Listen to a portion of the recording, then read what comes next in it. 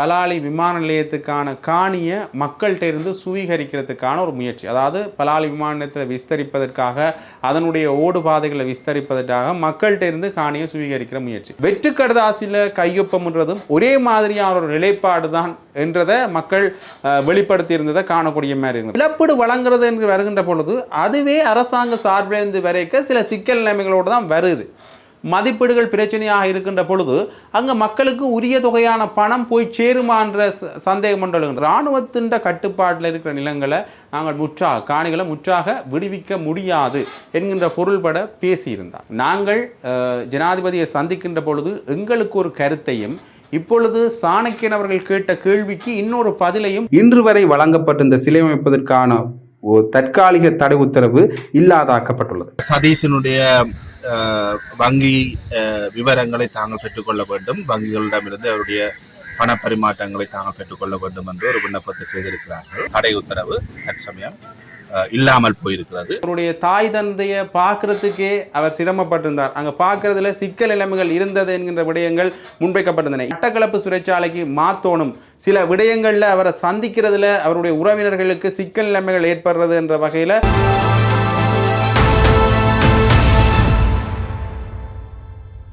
ஜெஃப்னபடியன் சொந்தங்களுக்கு வணக்கம். நேற்றைய தினம் ஒரு கூட்டம் ஒன்று தெல்லிப்படை பிரேசீலத்தில் இடம்பெற்றிருந்தது. அந்த கூட்டத்தில் காணி உரிமையாளர்கள் சார்ந்த பல விடயங்கள் விவாதிக்கப்பட்டிருக்கிறது. ஏற்கனவே ஒரு விமர்சனம் அல்லது மக்கள் சார்ந்த போராட்டம் முன்னெடுக்கப்படுகின்றது. இந்த பலாலி விமான நிலையத்துக்கான காணியை மக்கள்கிட்ட இருந்து சுவீகரிக்கிறதுக்கான ஒரு முயற்சி. அதாவது பலாலி விமான நிலையத்தை விஸ்தரிப்பதற்காக, அதனுடைய ஓடு பாதைகளை விஸ்தரிப்பதற்காக மக்கள்கிட்ட இருந்து காணியை சுவீகரிக்கிற முயற்சி. அந்த முயற்சி சார்ந்த ஒரு கூட்டம் ஒன்று இடம்பெற்றிருந்தது. அந்த கூட்டத்தில் ஒரு சத்திய கடுதாசி கொடுக்கப்பட்டு அதில் மக்கள்கிட்ட கையெழுத்து வாங்குகிற ஒரு திட்டம் ஒன்று அங்கே இடம்பெற்றிருந்தது. அதுலேயும் குறிப்பாக அந்த குறிப்பிட்ட திட்டத்தில் என்ன விஷயங்கள் பேசப்பட்டிருந்ததுன்னா, மக்களுடைய காணியின மதிப்பீடு சம்பந்தப்பட்ட விடயங்கள். குறிப்பாக இந்த காணி எவ்வளவு மதிப்பீடு பெறுமதியானது மற்றும் அதனுடைய எல்லைப்படுத்தல்கள் சார்ந்த விடயங்கள்லாம் அதில் பேசப்பட்டிருந்தன. ஆனால் குறிப்பிட்ட அந்த சத்திய கடுதாசியில் அது சரியான முறையில் முறைப்படுத்தப்படலை, அல்லது தேவையான குறிப்பிட்ட இந்த மதிப்பீடு சார்ந்த விடயங்கள் இல்லை என்கின்ற விடயம் குறிப்பிடப்படுகிறது. அதால் மக்கள் யாருமே அந்த குறிப்பிட்ட சத்திய கடுதாசியில் கையொப்பமிட மறுத்திருக்கின்றார்கள். இதுவும் வெற்று கடுதாசியில் கையொப்பம்ன்றதும் ஒரே மாதிரியான ஒரு நிலைப்பாடு தான் என்றதை மக்கள் வெளிப்படுத்தி இருந்ததை காணக்கூடிய மாதிரி இருந்தது. ஆகவே ஒரு மதிப்பீடு, அதாவது அவர்களுடைய காணிக்கான ஒரு மதிப்பீட்டை அவர்கள் எடுத்து கொடுக்கறதுலேயே ஒரு சிக்கல் நிலைமை இருக்கின்றது. குறிப்பாக இந்த தையீட்டி சார்ந்த விகாரை காணிகள் தொடர்பான விடயத்திலையும், இராணுவ வசமுள்ள காணிகள் சம்பந்தமான விடயத்திலையும் அரசாங்கம் கொண்டு வந்திருக்கின்ற ஒரு தீர்வு திட்டங்களில் உள்ளடங்குகிற விஷயம் என்னென்னு பார்த்தீங்கன்னா, இந்த குறிப்பிட்ட காணிகளை மக்களுக்கு ஒப்படைக்கிறது அல்லது அதற்கான இழப்பீடுகளை வழங்குறது. ஆக இழப்பீடு வழங்குறது என்று வருகின்ற பொழுது அதுவே அரசாங்க சார்பிலிருந்து வரைக்க சில சிக்கல் நிலைமைகளோடு தான் வருது. மதிப்பீடுகள் பிரச்சனையாக இருக்கின்ற பொழுது அங்கே மக்களுக்கு உரிய தொகையான பணம் போய் சேருமான்ற சந்தேகம் கொண்டு அல்லது அதற்குரிய காணிகள், அந்த மதிப்பீட்டுக்குரிய காணிகள் சரியான முறையில் போகுமான்ற ஒரு சந்தேகம் கொண்டு. ஆக இந்த மதிப்பீடு சார்ந்த கூட்டம் நடைபெறுகின்ற பொழுதே அதிலேயே மக்களுக்கும் அரசாங்கத்துக்கு முறையில் ஒரு முரண்நிலை கொண்டு வருது.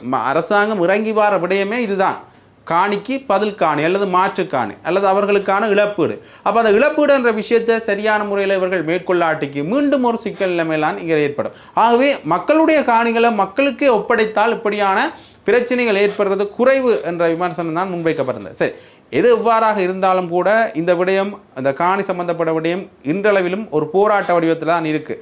முழுமையாக அனைத்து காணிகளுமே மக்களுடைய கையில் ஒப்படைக்கப்படவில்லை.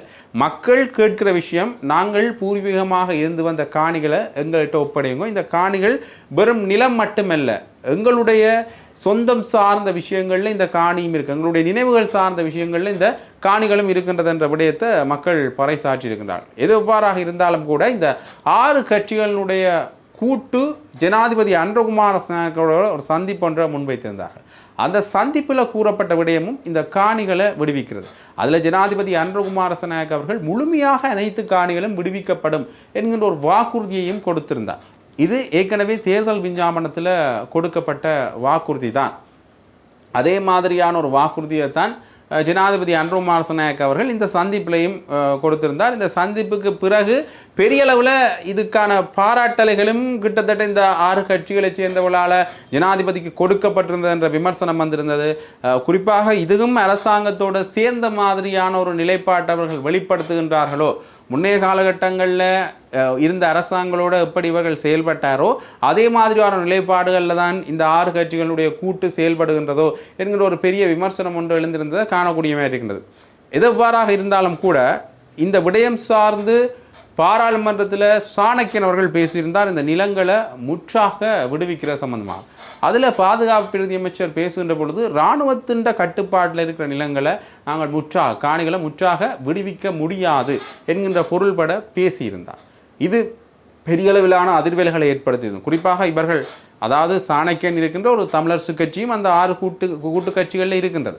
அப்போ அந்த 6 கூட்டு கட்சிகளுடைய பிரதான விஷயங்களில் பேசப்பட்டது காணி விடுவிப்பு சம்பந்தமான விடயம். அதில் ஜனாதிபதி அன்ருகுமார் திசாநாயக்க அவர்கள் முழுமையும் விடுவிக்கிறேன் என்று உறுதியளித்திருந்தார். இப்போ பாதுகாப்பு பிரதி அமைச்சர், அதே அரசாங்கத்தில் இருக்கிற பாதுகாப்பு பிரதி அமைச்சர் இந்த விடயங்களில் பின்னடிக்கின்றார். இராணுவத்தின் கட்டுப்பாட்டில் இருக்கிற காணிகளை விடுவிக்க முடியாது என்ற பொருள்பட பேசுகின்றார். ஆக இது முன்னுக்கு பின் முரணான கருத்தாக இருக்கின்றது என்ற விமர்சனங்கள் பொதுவெளியில் இருந்திருந்தது. அது தொடர்பாக சுமந்திரன் அவர்கள், முன்னாள் பாராளுமன்ற உறுப்பினர் MA சுமந்திரன் அவர்கள் தன்னுடைய முகவலி புத்தக பதிவிலையும் இப்படியான விடயங்களை தெரிவித்து, அதாவது நாங்கள் ஜனாதிபதியை சந்திக்கின்ற பொழுது எங்களுக்கு ஒரு கருத்தையும் இப்பொழுது சாணக்கியன் அவர்கள் கேட்ட கேள்விக்கு இன்னொரு பதிலையும் பாதுகாப்பு பிரதி அமைச்சர் தெரிவித்திருக்கின்றார். இந்த விடயங்களை எங்களால் ஏற்றுக்கொள்ள முடியாது, இவர்களுடைய சந்திப்பும் இப்போ சொன்ன விடயமும் முன்னுக்கு பின் முரணான விடயங்களாக இருக்கின்றன என்ற விமர்சனத்தை சுமந்திரன் அவர்கள் முன்வைச்சிருக்கிறார். கிட்டத்தட்ட இப்படியான ஒரு விடயங்களை தான் முன்னைய அரசாங்கம் வெளிப்படுத்தி இருந்தது. முதல் அவர்கள் ஒருங்கிணைப்பு குழு கூட்டங்களுக்கு வருகின்ற பொழுதோ, அவர்கள் சார்ந்த அமைச்சர்கள் வருகின்ற பொழுதோ, அல்லது ஏதோ ஒரு வகையில் தமிழ் கட்சிகளை சந்திக்கின்ற பொழுதோ, சிவில் அமைப்புகளை சந்திக்கின்ற பொழுதோ காணிகளை நாங்கள் முழுமைக்கும் விடுவோம் அல்லது பகுதியாக காணிகள் விடுவிக்கப்படும், எங்களுக்கு கால அவகாசம் தேவை, அரசியலமைப்பு சீர்திருத்தத்துக்கு கால அவகாசம் தேவை, மாகாண சபை தேர்தல் நடத்துறதுக்கு கால அவகாசம் தேவை, இப்படியான விடயங்களை தான் அடுக்கி கொண்டு செல்வார்கள். அதே மாதிரியான விடயங்கள் கால அவகாசம் தேவை அல்லது முழுமைக்கும் விடுவிக்கப்படும் இல்லது அடுத்த தேர்தலில் இது தொடர்பாக பரிசீலிக்கப்படும் என்கிற விடயங்கள் தொடர்பாக வளமையாக சொல்லுகின்ற பதில்களை தான் அவர்கள் சொல்கிற நிலைப்பாடு ஒன்று இருக்குது.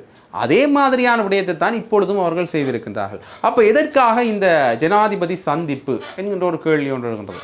6 கட்சிகளுடைய பெருங்கூட்டு என்று சொல்லப்படுகின்ற இந்த 6 கட்சிகளும் தான் தமிழ் மக்களை பிரதிநிதித்துவப்படுத்துகின்றார்கள் என்று சொல்லப்படுகின்ற இந்த கட்சிகள் ஒரு ஜனாதிபதி சந்திப்பை வைத்து அந்த ஜனாதிபதி சந்திப்பே முற்றுமுழுதாக ஒரு முடிவுகளும் எடுக்கப்படாத ஒரு சந்திப்பாக இருந்திருக்கின்றது. இந்த சந்திப்பு நடந்த பிறகு பெரிய அளவிலான முடிவுகள் எடுக்கப்படவில்லை, எந்த ஒரு ஆவணங்களும் இது சார்ந்து கையொப்பமிடப்படவும் இல்லை, வெறும் உறுதிமொழிகள் மட்டும்தான் வழங்கப்பட்டிருக்கின்றது. வாக்குறுதிகள் வழங்கப்படுவது எல்லா அரசாங்கங்களுக்கும் ஒரு கைவந்த கலையாக இருக்கின்றது. அதே மாதிரி இந்த அரசாங்கம் வந்ததிலிருந்து தேர்தல் விஞ்ஞாபனத்திலிருந்து ஒரே வாக்குறுதிகளை தான் வழங்கி கொண்டிருக்கின்றது. அதை முழுமைக்கு நிறைவேற்றினார்களான்ற ஒரு கேள்விக்குறியா இருக்குது. ஆகவே அதே ஒரு நிலைப்பாட்டில் தான் இந்த தமிழ் கட்சிகளுடைய கூட்டம் இருக்கின்றதா, இன்னுமே தொடர்ந்தும் மக்களுடைய அபிலாஷைகளை சரியாக இடித்துரைக்கிற ஒரு சூழ்நிலையில் அவர்கள் இல்லை. எங்களுக்கான பேரம் பேசுதல் மூலம் சில விடயங்களை எடுத்துக்கொள்ள வேண்டும் என்கின்ற ஒரு விடயத்தை இன்னுமே அவர்கள் தயாராக வைத்துக்கொள்ளல என்ற விமர்சனம் தொடர்ந்து இந்த கட்சிகள் மேலே மீண்டும் சொல்லப்படுகின்றதை காணக்கூடிய மாதிரி இருக்கிறது. இந்த நடைமுறை சார்ந்த விஷயங்களில் கூட அரசாங்கம் வெளிப்படுத்துகிற விடயங்கள் கூட அப்படியாகத்தான் அமைகின்றது. ஆக இது இவ்வாறான ஒரு நிலைமையில் இருக்கேக்க மீண்டும் ஒரு பெரிய ஒரு விடயம் ஒன்று இந்த அரசாங்கம் சார்ந்து விரிந்திருக்கின்றது. இவர்களும் இந்த காணி விடுவிப்பை முழுமையாக செய்ய போவது இல்லை என்கின்ற ஒரு நிலைப்பாட்டை தான் வெளிப்படுத்தி இருக்கின்றார்கள். குறிப்பாக இந்த விஷயத்தை பார்க்கிற பொழுது முன்னை நாள்களில் இந்த கட்கோவளம் பகுதியில் இந்த நிலம் விடுவிக்கப்படும், காணி விடுவிக்கப்படும் என்ற விடயத்தை ஜனாதிபதி அன்ருகுமார் திசாநாயக்க அவர்கள் சொன்ன பிறகும், அரசாங்கத்திட்ட இருந்து இதற்கான ஆணை வந்த பிறகும் அதிலிருந்து இராணுவத்தினர் வெளியேறாத ஒரு சூழ்நிலை ஒன்று இருந்தது. ஆக இதில் இருந்து என்ன தெரியுதுன்னா, இந்த இராணுவத்தினுடைய ஆட்சி தான் இப்பயும் இருக்கின்றதா என்கின்ற ஒரு விமர்சனம் ஒன்று முன்னைய காலகட்டங்களில் முன்வைக்கப்பட்டிருந்தது. ஆக இங்கே இப்போ பாதுகாப்பு பிரதி அமைச்சர் சொன்ன அந்த வார்த்தையிலையும் இராணுவத்தினர்கிட்ட இருக்கின்ற காணிகளை விடுவிக்க முடியல, சிக்கல் இருக்குன்னு சொன்ன விஷயத்தை வைத்து பார்க்கின்ற பொழுதும் மீண்டும் ஒரு இராணுவமயப்படுத்தப்பட்ட ஆட்சியில் தான் பயணிக்க போன்றோமா என்கிற ஒரு கேள்வி ஒன்று பலமாக எழுகிறத காணக்கூடிய மாதிரியே இருக்கின்றது. சரி, எது எவ்வாறாக இருந்தாலும் கூட இந்த விடயத்தில் இந்த அரசாங்கம் தமிழ் மக்கள் சார்ந்த சில நிலைப்பாடுகளை வெளிப்படுத்த வேண்டும் என்றுதான் பலருடைய கேள்வியாக இருக்கின்றது. சரி, இது இவ்வாறு கேட்க நேற்றைய தினம் மூதூர் படுகொலை நினைவேந்தல் அது எல்லாருக்குமே தெரிஞ்ச விஷயம். பெரிய அளவில் நாங்கள் இந்த நினைவேந்தல்களை கடத்தி செல்கின்றோம். எந்த அளவுக்கு நினைவேந்தல்கள் கடத்தப்பட வேண்டுமோ அதே அளவுக்கு நீதிக்கான தேவை, எந்த அளவுக்கு நினைவேந்தல்கள் கடத்தப்படுவது அவசியமாக இருக்கின்றதோ அதே மாதிரி நீதிக்கான தேவையும் இங்கே அவசியமாக இருக்கிறத காணக்கூடிய மாதிரி இருக்கிறது. அந்த வகையில் இது தொடர்பான விடயங்களில் ஐநா பிரதிநிதிகள் தொடர்ந்தும் அழுத்தம் கொடுத்து கொண்டிருக்கின்றார்கள். மூதூர் படுகொலை என்றது வெறும் சாதாரண மக்களுக்கு நேர்ந்த படுகொலை அல்ல. ஏசிஎஃப் என்று அழைக்கப்படுகின்ற ஒரு தொண்டு நிறுவனம் ஒன்று சர்வதேச அளவில் பிரான்சை தலைமையகமாக கொண்டு இயங்குகின்ற ஒரு சர்வதேச அளவிலான ஒரு நிறுவனத்துக்கு நடந்த ஒரு பரிதாபம். அதில் 4 பெண்கள் உட்பட 17 பேர் சுட்டு கொல்லப்பட்டிருக்கின்றார்கள். இதில் இராணுவத்தினரால் தான் இது நடத்தப்பட்டது என்கின்ற விடயம் பெரிய அளவில் பேசப்படுகின்றது. குறிப்பாக இதனுடைய முக்கிய ஆதாரங்கள் என்னிடம் இருக்கின்றது என்று ஒரு பிரதிநிதியே தெரிவித்திருந்தார் இந்த விஷயத்தில். ஆனால் இதை சர்வதேச விசாரணைக்கு உட்படுத்த வேண்டும், அப்போதான் நான் முழுமையான ஆதாரங்கள் சமர்ப்பிப்பேன் என்றும் அவர் சொல்லியிருந்தார். ஆகவே இங்கே உள்ளூர், அதாவது உள் நிர்வாக அல்லது உள் நீதி சம்பந்தமான விடயங்களில், நீதி பொறிமுறைகளில் மக்களுக்கு இந்த விஷயங்கள் சார்ந்து நம்பிக்கை இல்லை. இது வெறுமனே மக்களுக்கு நடத்தப்பட்டதென்றா அது அடுத்த கட்டத்தை நோக்கி பயணிக்கிறதுல சிக்கல் இருக்குன்னு சொல்லலாம். ஆனால் ஒரு சர்வதேச தொண்டு நிறுவனத்துக்கு இது நடந்திருக்கின்றது, அதிலேயே இன்னும் நீதியை பெற்றுக்கொள்ள முடியாத சூழ்நிலை தான் இருக்கிறது. இந்த அரசாங்கத்திலேயும் கூட இது சம்பந்தமான விடயங்கள் பெரிய அளவில் பேசப்படவில்லை. இந்த அரசாங்கம் வந்த பிறகு நடந்த ஜெனீவா அமர்வுகள் நடைபெற்ற காலப்பகுதி விஜித ஹேரத் அவர்கள் இந்த இனவழிப்பு, இனப்படுகொலைகள் சார்ந்த வார்த்தைகளை பயன்படுத்துவதில் இனி சிக்கல் நிலைமைகள் இருக்கின்றது என்கிற ஒரு விஷயத்தை தெளிவாக பொது வழியிலேயே பேசுகின்றார். அவர் பேசின பிறகு ஜெனீவாவில் வந்த ஆவணங்களில் கூட இந்த இன அழிப்பு, இனப்படுகொலை, இந்த ஜெனோசைட் எனப்படுகின்ற வார்த்தைகளை பயன்படுத்துறதுல அவர்கள் தயக்கம் காட்டுகின்றார்கள். ஆக குறிப்பிட்ட சில ஆவணங்கள்ல அந்த வார்த்தைகளே இல்லை. அதை மீண்டும் கொண்டாடுறதுக்கு பெரிய சிக்கல்கள் இடம்பெறுகிறது. ஆகவே ஒரு இன அழிப்பொன்று நடந்தது இலங்கையில் என்ற விஷயத்தை வழியாக தொடர்ந்து கடத்தி கொண்டு வருவதற்கு பலரும் முயற்சி செய்து கொண்டிருக்கின்ற இந்த சூழ்நிலையில் அப்படி ஒன்றே நடக்கவில்லை என்கின்ற ஒரு பிம்பத்தை கட்டியமைப்பதற்காகத்தான் இந்த அரசாங்கம் செயல்படுகின்றதா என்கின்ற ஒரு கேள்வி எழுந்திருக்கின்றது. தொடர்ந்தும் ஐநாவினுடைய பிரதிநிதிகளால் அழுத்தம் வழங்கப்பட்டிருக்கிறது. பார்க்கலாம் எந்த அளவு அடுத்த கட்டம் நோக்கி நகரப் போகின்றார்கள் என்றால் அடுத்த 63வது ஜெனீவா அமர்வு வர இருக்கின்றது. அந்த ஜெனீவா அமர்வில் இவர்களுக்கு தொடர் அழுத்தங்கள் இருக்கின்றது. இந்த மனிதாபிமானமற்ற செயல்பாடுகள் இறுதி யுத்தத்தில் நடந்தது, அதற்கான பொறுப்பு குரல் சார்ந்த விடயங்கள், அதற்கு இவர்கள் என்ன பதில் சொல்ல போகின்றார்கள் என்ற இன்னொரு கேள்வியும் பெரிய அளவில் விரிந்திருக்கின்றதை காணக்கூடியமாக இருக்குது. ஆக இது இவ்வாறு கேட்க அடுத்த கட்டமாக இந்த அரசாங்கம் பெரிய அளவில் முனைப்பு காட்டுறது அல்லது பெரிய அளவில் வெளிச்சம் காட்டுற ஒரு விடயமாக இருக்கிறது என்னென்னு பார்த்தீங்கன்னா, பொதுஜன பெரமுனவினுடைய ஆதரவாளர்கள் அல்லது ராஜபக்சர்களுடைய ஆதரவாளர்கள் சார்ந்த விடயங்களை கொஞ்சம் முடுக்கி விட்டிருக்கின்றார்கள். அந்த வகையில் பொதுஜன பெரமுனனுடைய முன்னாள் அமைச்சரும் அவருடைய கட்சி உறுப்பினருமான சுசந்த புஞ்சு நிலைமை 2008ஆம் ஆண்டளவில் இருந்த அரசாங்க கட்டிடத்தில் அவர் வாடகையும் செலுத்த இல்லை. அது மட்டும் இல்லாமல் தண்ணீர் கட்டணமும் அவர் முழுமையாக செலுத்த இல்லை, மின்சார கட்டணமும் முழுமையாக செலுத்த இல்லை. இதால் பெரிய அளவிலான இழப்பு அரசாங்கத்துக்கு ஏற்பட்டிருக்கின்றது என்ற விமர்சனத்தை நேற்றைய தினம் பாராளுமன்றத்தில் அருண் ஹேமச்சந்திர அவர்கள் தெரிவித்திருந்தார். ஆக அடுத்த கட்டமாக அது தொடர்பான விசாரணைகள் இடம்பெறும் என்று சொல்லியிருந்தார்கள். அது மட்டும் இல்லாமல் இன்னொரு முக்கியமான அமைச்சர் முன்னைய காலகட்டத்தில், அதாவது ராஜபக்சர்கள் காலகட்டத்தில் இருந்த அமைச்சர் ஜோன்சன் பெர்னாண்டோ, அவருடைய வழக்கும் பெரிய அளவில் பேசப்பட்டிருந்தது. அவர் கைது செய்யப்பட்டிருந்தார், பிணையில் விடுவிக்கப்பட்டிருந்தார். மீண்டும் அவருடைய 5 வழக்குகள் சம்பந்தமான விடயங்களை விசாரணைக்கு உட்படுத்தணும் என்ற கோரிக்கையும் முன்வைக்கப்பட்டிருந்தது. குறிப்பாக இந்த மொத்த சில்லறை விற்பனை கூட்டுறவு சங்கத்தினுடைய ஊழியர்களை சில தனிப்பட்ட தேவைகளுக்காகவும் அல்லது வேறு தேவைகளுக்காகவும் பயன்படுத்திட்டு அதனுடைய சம்பளத்தையும் அரசாங்கத்தினுடைய நிதியிலிருந்தே அவர் கொடுத்திருந்தார். ஆகவே அவர்களுக்கும் ஒரு இரட்டை சம்பளமான விடயங்கள் சென்றிருந்தது என்கிற விமர்சனம் முன்வைக்கப்பட்டது. அது மட்டும் இல்லாமல் அந்த வாகனத்தை அவர் தனிப்பட்ட தேவைகளுக்காக பயன்படுத்தினார் என்ற விமர்சனம் முன்வைக்கப்பட்டிருந்தது. கிட்டத்தட்ட 60 மில்லியனுக்கு மேற்பட்ட தொகை இதற்கென்றே செலவாகி இருக்கின்றது. ஆகவே அரச நிதியை தவறாக பயன்படுத்தல் என்ற அடிப்படையில் 5 வழக்குகளை மீண்டும் விசாரணைக்கு உட்படுத்தணும் என்கின்ற உத்தரவு பிறப்பிக்கப்பட்ட தெரிவிக்கப்பட்டிருக்கிறது. பார்க்கலாம் என்ன வகையான நடவடிக்கைகள் எல்லாம் அடுத்த கட்டமாக மேற்கொள்ளப்பட போகின்றது என்பதை. இதேவேளை இன்னொரு முக்கியமான விடயம் தொடர்பாகவும் நாங்கள் பார்க்க வேண்டும். வெல்வெட்டித்துறையில வெளிகட சிறையில் படுகொலை செய்யப்பட்ட குட்டிமணி தங்கத்துறை ஆகியோருக்கு சிலை அமைப்பதற்கு எதிராக வெல்வெட்டித்துறை போலீசாரால அதன் ஏற்பாட்டாளரும் முன்னாள் வெல்வெட்டித்துறை நகரசபை உபதவிசாளருமான கந்தசாமி சதீஷ் அவர்களுக்கு எதிராக தொடுக்கப்பட்ட வழக்கில் இன்று வரை வழங்கப்பட்டிருந்த சிலை அமைப்பதற்கான தற்காலிக தடை உத்தரவு இல்லாதாக்கப்பட்டுள்ளது. கடந்த 22ஆம் தேதி 7ஆம் மாதம் 2026 அன்று வெல்வெட்டித்துறை போலீசாரால் பரிந்துரை நீதவான் நீதிமன்றத்தில் தொடுக்கப்பட்ட வழக்கானது நீதிமன்ற விசாரணைக்கு எடுத்துக் கொள்ளப்பட்டு நேற்றும் வாத பிரதிவாதங்கள் இடம்பெற்றிருந்த நிலையில குறித்த வழக்கின் மேலும் ஆதாரங்களை சமர்ப்பிக்க 14 நாட்கள் காலம் கோரப்பட்டது. எனினும் 106 சட்டப்பிரிவின் கீழ் 14 நாட்களுக்கு மேல் தடை உத்தரவு வழங்க முடியாது என்ற அடிப்படையில் இன்றைய தினம் வரை போலீசாருக்கு உரிய எதிராளிக்கு எதிரான உரிய ஆவணங்களை சமர்ப்பிப்பதற்கான கால அவகாசம் வழங்கப்பட்டிருந்த நிலையில எந்த விதமான போதுமான ஆதாரங்களோ அல்லது ஆவணங்களோ சமர்ப்பிக்கப்படாத நிலையில இன்றைய தினம் பரிந்துரை நீதவான் நீதிமன்றத்தால் வழங்கப்பட்டிருந்த தற்காலிக தடை உத்தரவு இல்லாதாக்கப்பட்டிருக்கின்றது. நேற்றைய தினம் வெல்வெட்டித்துறை போலீசாரினால் தாக்கல் செய்யப்பட்ட வழக்கு குட்டிமணி தங்கத்துறை சிலை அமைப்பது தொடர்பாக தாக்கல் செய்யப்பட்ட வழக்கு நேற்றைய தினம் பருத்தித்துறை நீதவான் நீதிமன்றத்தில் எடுத்துக் கொள்ளப்பட்டது. ஏற்கனவே குட்டிமணி தங்கத்துறை அவர்களுக்கு சிலை அமைக்கின்ற விடயத்தை தடை செய்து ஏற்கனவே பருத்தித்துறை நீதவான் நீதிமன்றத்தினாலே ஒரு தடை உத்தரவு பிறப்பிக்கப்பட்டிருந்தது. அந்த தடை உத்தரவு 14 நாட்களுக்கு மேல் நீடிக்கப்பட முடியாது என்ற விடயத்தை நாங்கள் நேற்றைய தினம் மங்களே சுட்டிக்காட்டியிருந்தோம். நேற்றைய தினம் அரச சட்டவாதி அவர்கள் 14 நாள் இன்றுடன் தான் முடிவடைகிறது என்பதை சுட்டிக்காட்டியிருந்தார். அதன் அடிப்படையிலே கௌரவ மன்றினால் நேற்றைய தினம் வழக்கை இன்று வரை ஒத்திவைத்திருந்ததுடன் இன்று வரை அந்த தடை கட்டளை செயற்பாடுகள் அமுலில் இருந்தது. இன்றைய தினம் மீண்டும் நீதிமன்றத்திலே இந்த வழக்கு எடுத்துக் கொள்ளப்பட்டிருக்கிறது. இன்றைய தினம் போலீசாரினால் பல விண்ணப்பங்கள் செய்யப்பட்டிருக்கிறது. தடை உத்தரவை நீடிக்குமாறு விண்ணப்பம் செய்யப்படாவிட்டாலும் சதீஷினுடைய வங்கி விவரங்களை தாங்கள் பெற்றுக்கொள்ள வேண்டும், வங்கிகளிடமிருந்து அவருடைய பணப்பரிமாற்றங்களை தாங்கள் பெற்றுக்கொள்ள வேண்டும் என்று ஒரு விண்ணப்பத்தை செய்திருக்கிறார்கள்.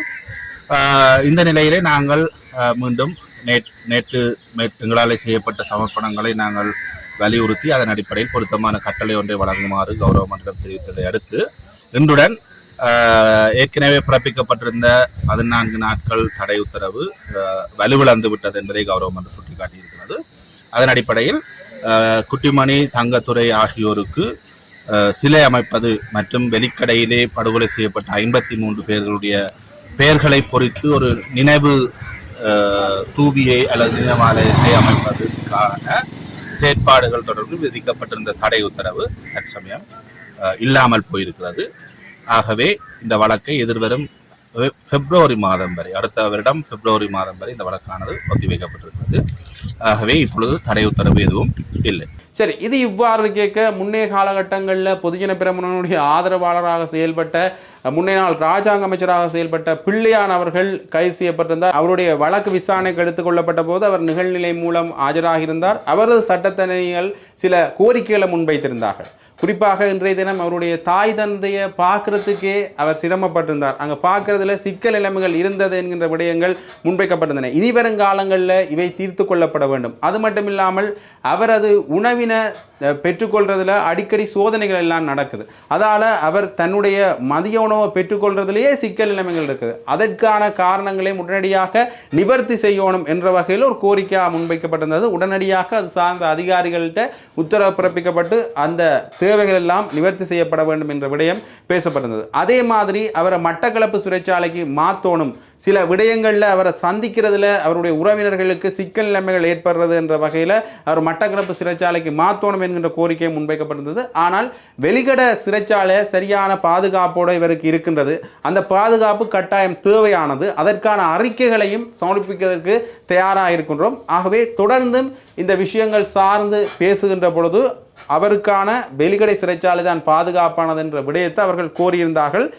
அடுத்த கட்ட அறிக்கைகள் சமர்ப்பிக்கப்படுகின்ற பொழுது இது தொடர்பான விடயங்கள் ஆராயப்பட்டு இது தொடர்பான முடிவுகள் எடுக்கப்படும்.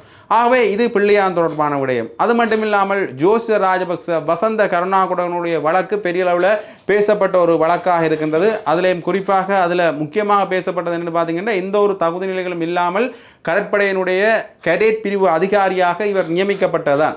அதற்கு துணை போனவர் வசந்த கருணாகரன் என்ற அடிப்படையில் இருவருமே கைது செய்யப்பட்டு பிணையில் விடுவிக்கப்பட்டிருந்தார்கள். அது பெரிய அளவில் பேசுபொருளாக மாறியிருந்த ஒரு விடயமாக இருந்தது. அதற்கு பிறகு இந்த விஷயங்கள் சார்ந்து பேசுகின்ற பொழுது ஜோசித ராஜபக்சவுக்கான பயணத்தடையை நீக்குவதற்கான கோரிக்கையை அவர் முன்வைத்திருந்தார்.